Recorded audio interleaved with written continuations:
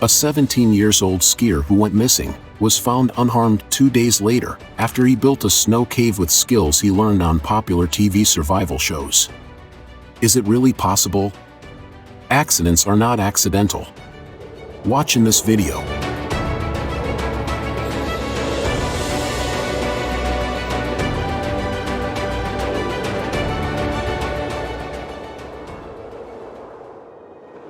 On the March 3, 2013, 17-year-old teenager Nicholas Joy of Medford, Massachusetts, was skiing with his father, Robert, on Sugarloaf Mountain, Maine, on Sunday afternoon when he got lost. Sugarloaf Ski Resort is a fashionable ski area and resort located on Sugarloaf Mountain in Caribou Valley, western Maine. It is the second largest ski resort in USA in terms of skiable area.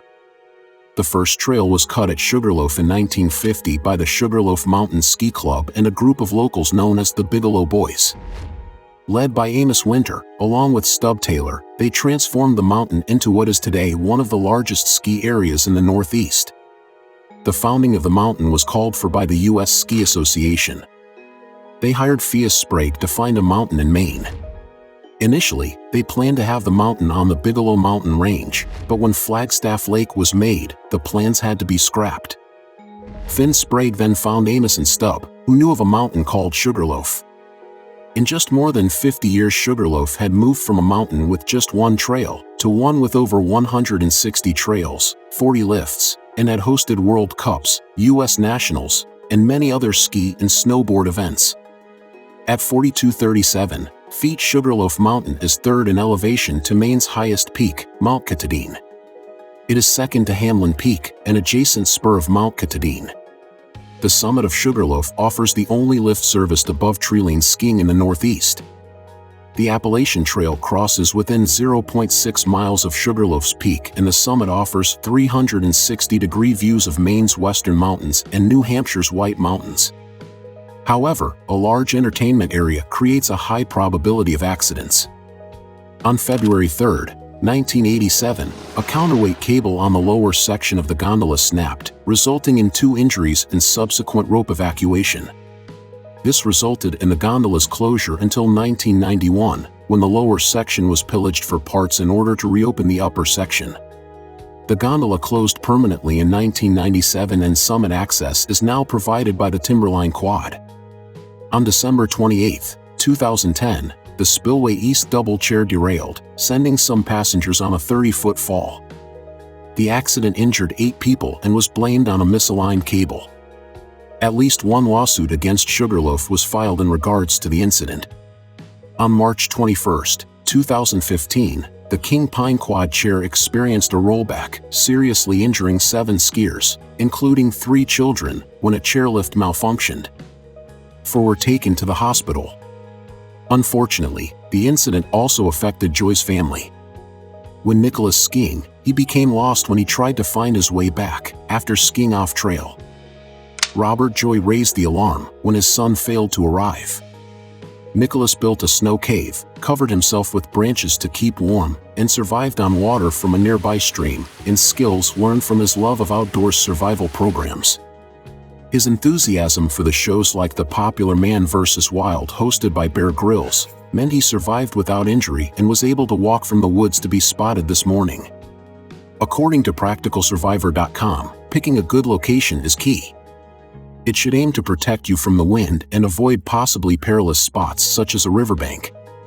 If you're a skier, you should use your skis to help you gather a huge pile of snow, around 5 foot high or more. You should then pat it down and leave it to settle before you hollow out a cave. The cave should be several feet deep, sloping slightly up. Pine boughs should be placed at the base for added insulation and to stop the body being in contact with the snow. The ceiling is then carved into a dome shape. They recommend a wall thickness of 12+ inches with a ventilation hole. So when snow falls, you get millions and millions of snowflakes that fall, and if they stay undisturbed, they stay just a gentle, light, fluffy snow. And the reason of that is each individual snowflake has a lot of little tiny water droplets all over it, minuscule, microscopic water droplets all over it. Now, as soon as you take that snow and you agitate it and mix it in with all the other snowflakes together, pack it, push it into a pile, step on it, drive on it, anything you're going to be doing, those water droplets now freeze to the next snowflake. And in effect, you get one giant snowflake. And that's why it makes it so difficult to shovel your driveway after you drive over it, a walkway when you're walking on it. Because when you compress those snowflakes, you've now created one giant snowflake in the shape of what you've stepped on. So that's the exact theory that we're going to be using. What they call that is sintering. So the snow sinters and sets up in one solid format. Snowmobiler Joseph Paul happened upon the high school senior 4 miles away from the resort around 9 a.m. as he rode on Caribou Pound Road. He gave the hungry teen cheese crackers and peanuts before taking him in to be reunited with his parents. I was searching off the side of the trail, looking for any footprints or sign of anybody. All of a sudden, I see some footprints walking down the trail. So he had found the snowmobile trail finally, and I just gave him a ride out. He said he went off, following the trail, and had ended skiing, and then he started hiking back up. He decided he was going to take a shortcut, and then he got lost. He watched a survival show and made a shelter with branches and drank out of the stream, so that's how he survived. Nicholas Joy was taken into Franklin Memorial Hospital in Farmington, Maine, but is believed to be without injury, not even suffering frostbite. One thing is for sure, the teenager was hungry. Of course, the indisputable fact remains the teenager would sooner or later be found alive. However, the fact of Nicholas quickly showed ingenuity, dexterity, and winter survival skills in the wild, which has alleviated his condition. Fortunately, if only because he managed to avoid serious frostbites. And this was another series of survivors' stories. Watch carefully, it might save your life.